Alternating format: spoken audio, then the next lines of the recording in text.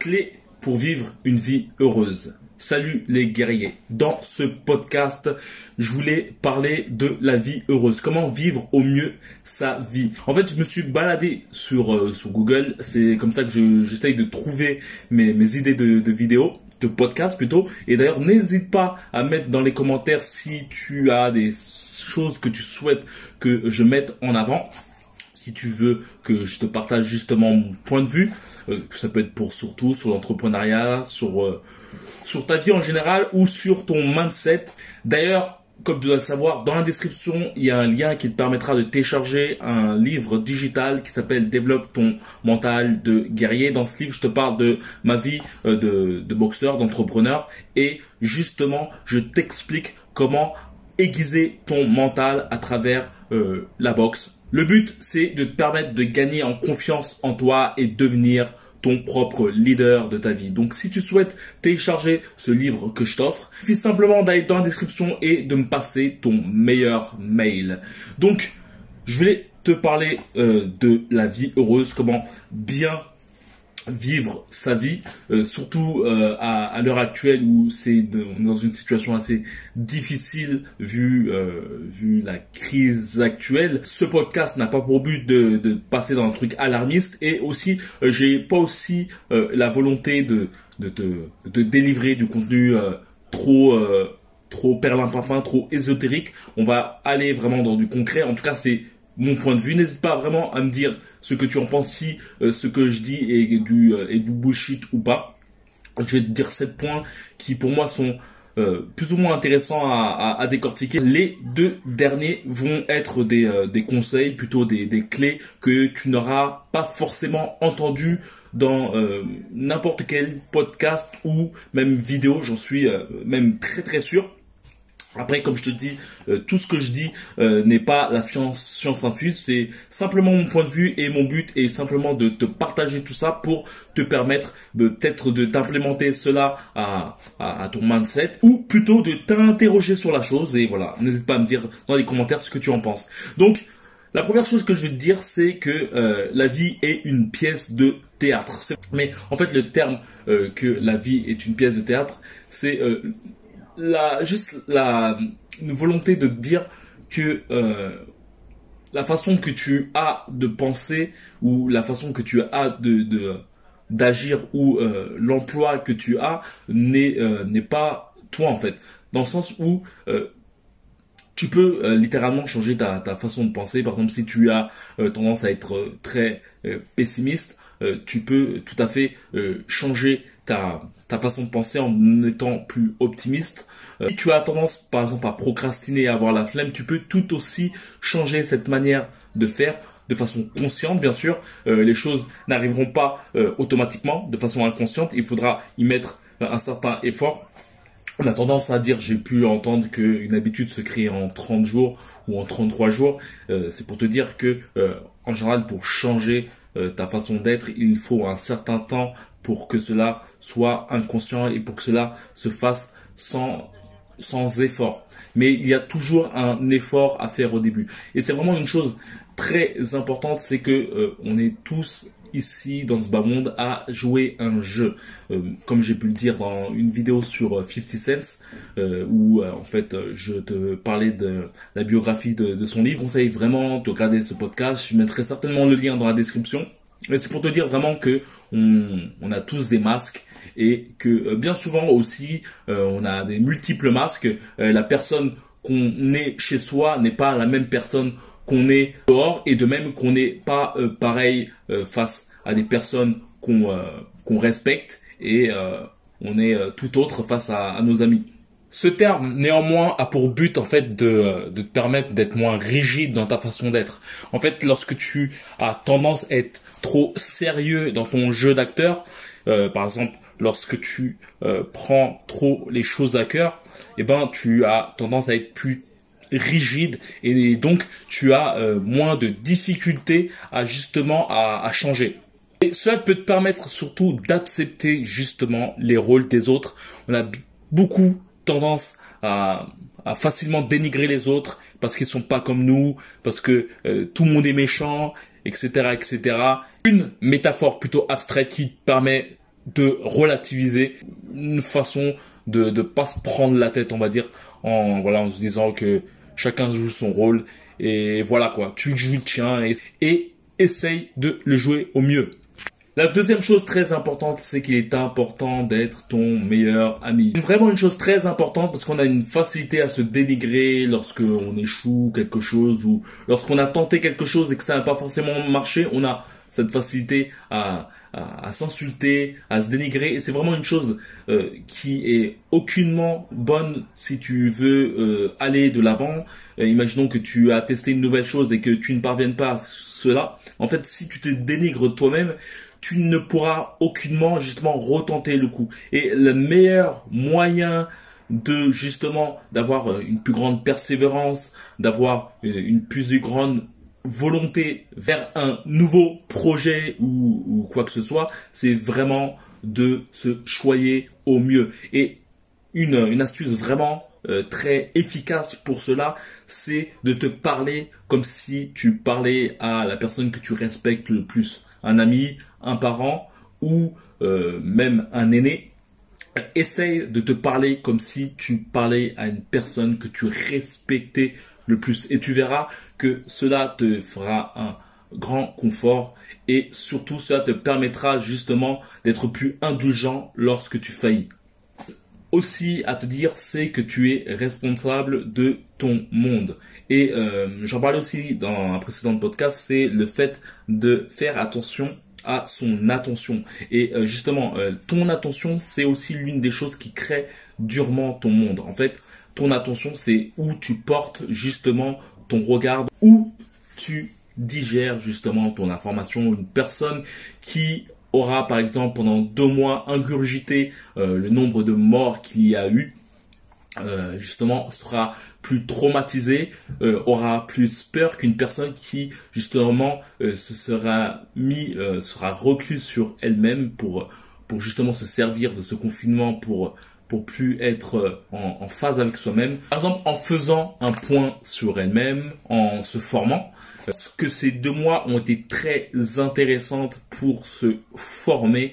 D'ailleurs, vraiment, je te conseille vraiment de rejoindre le groupe qui est dans la description en me passant ton meilleur mail. Vraiment, le but, c'est par la suite, c'est de créer une synergie avec un groupe et par la suite, je compte aussi vous procurer du contenu pour justement, par exemple, commencer une activité sur le web. Vraiment, si tu souhaites vraiment te former, que ce soit au niveau de ton mental, car il y a des techniques, des bases qui te permettent vraiment de déguiser ton mental. C'est vraiment dans la description en même temps, comme je t'ai pu le dire. Tu auras le livre Développe ton mental dans ta boîte mail. Et de même que on a beaucoup tendance aussi à rejeter la faute sur les gens. Et cela nous amène à nous mettre dans une situation de victime plus que de conquérant de sa vie. Voir ça dans les relations amoureuses ou dans bon nombre de choses.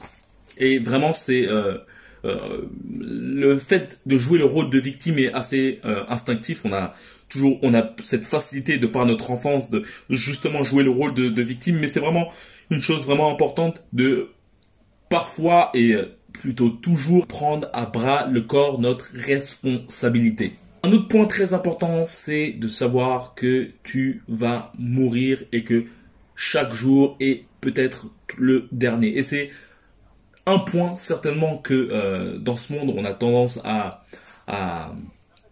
essayer de camoufler. On est dans un monde où on ne voit aucun mort, on ne tue pas nos animaux, on ne voit aucune mortalité, que des chiffres, comme on a pu le voir avec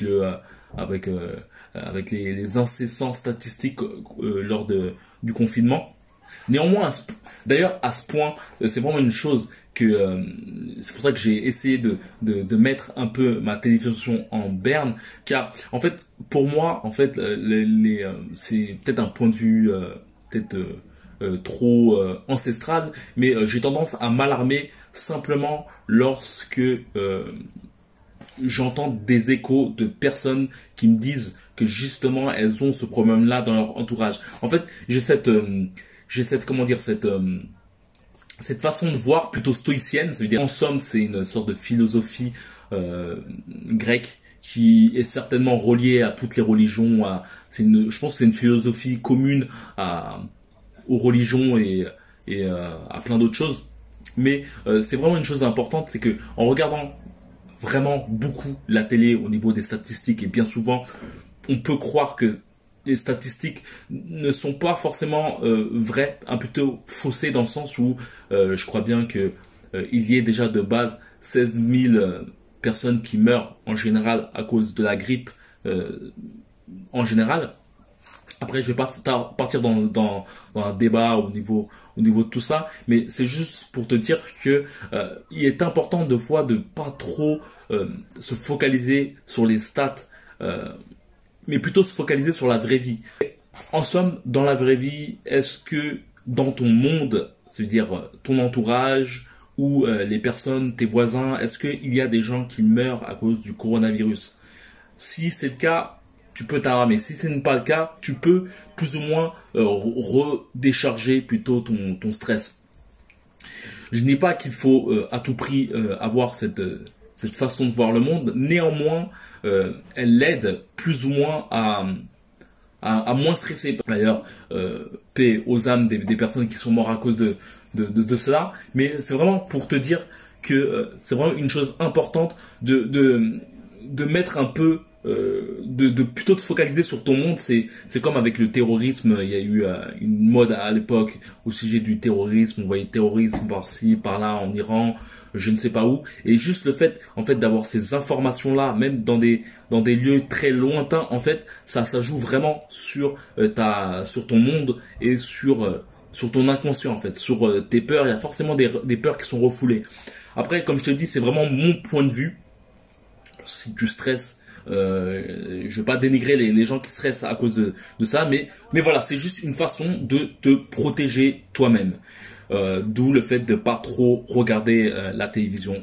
Une autre chose aussi très importante, c'est de penser vraiment au processus avant le but. C'est vraiment une chose, on a tous des buts dans nos vies et on a bien souvent tendance à se focaliser uniquement sur le but. Et néanmoins, il y a une chose vraiment importante à se dire, c'est que lorsqu'on atteint un but, par exemple, on peut bien le voir en boxe, lorsqu'on, par exemple, on parvient à gagner un championnat, et par la suite, il nous faut absolument monter de level et on s'accroche à un autre but, à un autre championnat, c'est-à-dire qu'on était champion de France et maintenant après une jouissance, après la grande célébration parce qu'on a durement travaillé pour arriver à cela, et justement cette jouissance, ce bonheur en fait se dissipe peu à peu. Et par la suite, il nous faut justement une nouvelle quête. Et c'est vraiment un cercle vicieux. C'est comme en somme la carotte pour l'âne. Et c'est pour ça que il est tout aussi important de aussi se réjouir du processus. Et surtout quand tu sens que ton processus t'amène vers ton but. Et c'est vraiment une chose très importante. Et cela aussi rejoint le fait de se dire que de penser à la mort en fait, de se dire que chaque jour tu peux mourir et chaque jour où tu vis justement, où tu peux continuer à t'élever vers tes buts sont des cadeaux et que aussi tu peux aussi mourir en cours de route. Je pense que vraiment la mort c'est vraiment une chose à approfondir vraiment. Après, il y a une chose qu'on dit souvent, c'est tout le monde veut aller au paradis, mais personne veut mourir. Je pense qu'un bon moyen, justement, d'atténuer cette douleur de la peur de la mort est d'y penser souvent, même pourquoi pas de méditer sur cela, de penser justement au moment où tu vas mourir. C'est peut-être un bon moyen aussi de ne pas dériver dans une ligne de vie ou dans une route où tu ne souhaites pas aller justement. On peut être nombreux à faire des boulots par défaut et d'être coincé dans une vie qu'on ne souhaite pas justement avoir, car bien souvent on ne pense pas forcément à la mort. Et je pense que penser à la mort, penser que demain peut être le dernier jour de sa vie, peut parfois justement te permettre justement de passer à l'action sur des choses que tu ne voudrais pas faire si tu ne pensais pas justement à la mort.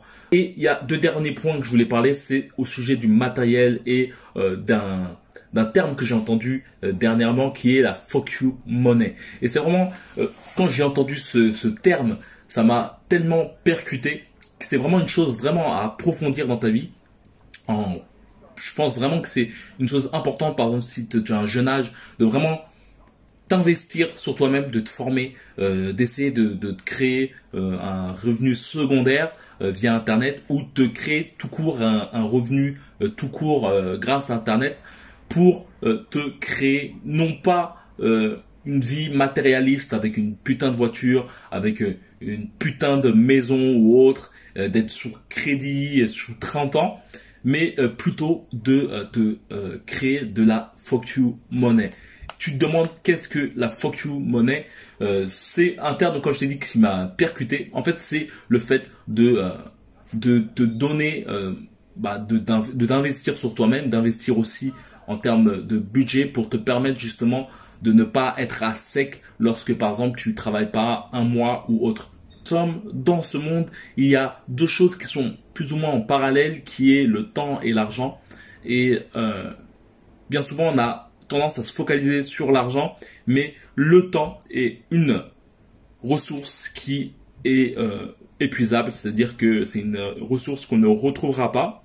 Et justement, te créer de la fuck you money te permet justement de pouvoir investir plus de temps pour toi. Par exemple, si tu arrives, certains arrivent à se réserver 12 mois de fuck you money, et cela leur permet par exemple d'arrêter une carrière par défaut pour justement se réorienter sur quelque chose d'autre, ou investir cette fuck you money pour justement réinvestir sur eux en formation ou en plein d'autres choses, ou en voyage ou autre. J'ai occasion d'entendre beaucoup de personnes le faire, par exemple lorsqu'ils sont dans des états de mort imminente comme un cancer ou autre, et tu les vois rapidement justement changer complètement leur vie et justement faire des trucs qu'ils n'auraient jamais pu faire si justement la mort n'était pas au pied de leur porte.